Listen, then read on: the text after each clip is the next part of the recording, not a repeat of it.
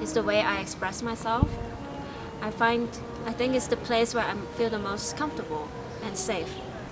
Yeah, because when I'm happy, there's always music to go with the happiness. When I'm sad, there's also music for it. When you're angry, when you are frustrated, when you are in love, when you are heartbroken, there's always, you can go to music and not just classical music. You know, you have jazz that makes you relax and, you know, from a hard day of work, or you can have, you know, pop songs that you can just sing out. So I think music for me is that it's the place, it's the way that I express.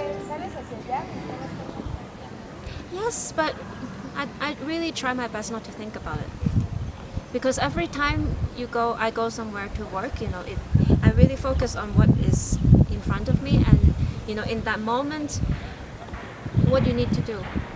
And, you know, it doesn't matter if you know, I'm the queen, or if I have this, you know, big competition that I win. If I cannot make the musicians come together and sound good in this week, then that doesn't matter, all the titles, you know. So I try to not think about it. Yes. And that I always believed since at the first time I saw a conductor. I was 8 years old, and I thought the conductor was making magic, and that's why I want to be a magician, like to be like that. Like a fairy godmother with the ding. Exactly. Okay. Except that I don't have nice dress. Wow. We have to solve it. Yes. All the flavors, all the culture.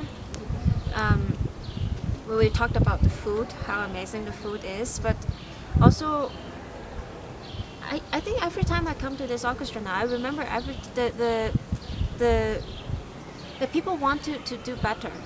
This feeling is really nice, and then, I mean, this time, especially this week, we have quite challenging music with the Macmillan, with the Whitman. It's very difficult. So we just take every day little by little and make that better, and, you know, and it with them is this spirit of like, yes, you know, let's take it on, like vamos, you know. Yeah. It's very good. So this week we start with a ridiculous piece. I would say the word ridiculous, but it's super fun. It's an overture by German composer Jörg Whitman, and he wrote it 10 years ago now, and it's a piece that was inspired by Beethoven's symphonies. And this one he took inspiration from Beethoven 7 and the 8th Symphony, but he doesn't quote them, so you won't hear exactly like this is Beethoven 7, that phrase. You will hear little bits like, oh, it's like that. But then he goes away, and then he asks the strings to play, you know, everyone has to play crazy. So you will see the wind instruments, they play, they will, like, you know, hitting the instrument. Sometimes they will just, you know, with air, without the instrument. You see the strings, they play under the, you know, they will do something knocking. So it's to me, it's a very interesting, as a modern person, you know, we have so much noise and sounds now, you know, it's not just music.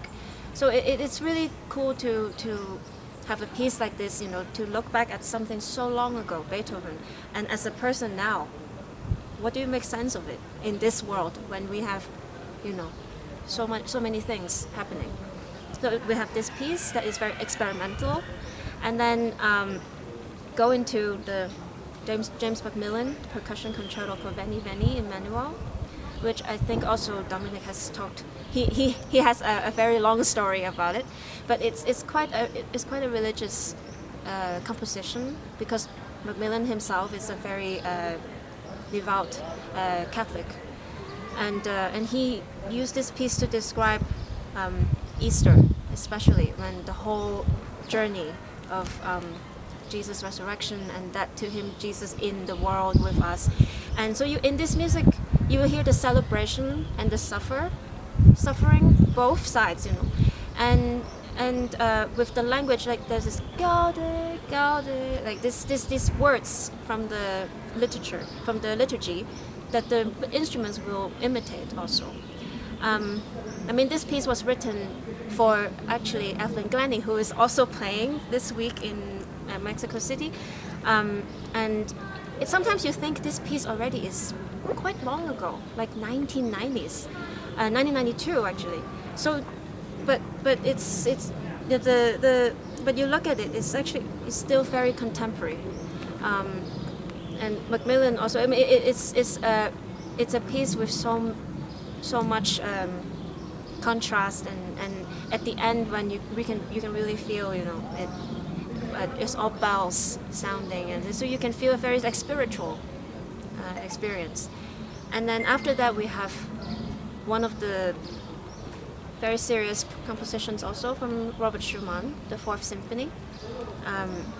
It's one of my favorite pieces, and this piece is a symphony, but it also has 4 movements, but it never stopped. It starts from the beginning to the end in one breath, and you will hear certain elements that he picks out and then connects through.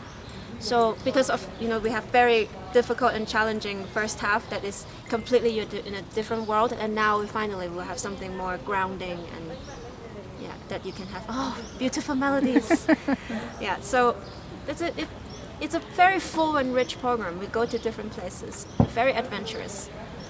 Well, so of course I would love to invite everyone to come to this program, because I think this program will definitely make you uncomfortable, which is great. Like the first piece already will make you feel like this, which is great because you definitely won't fall asleep.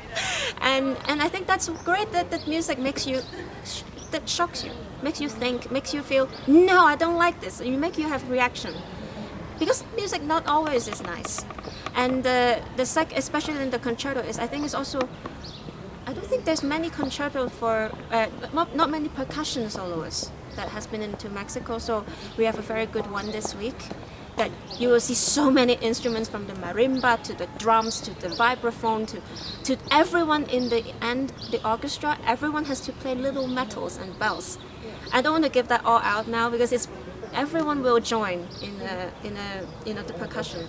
So and Dominic is a wonderful soloist, so you should come and see. He's like a superstar on the drum. And then Schumann's music is also just wonderful. So be there.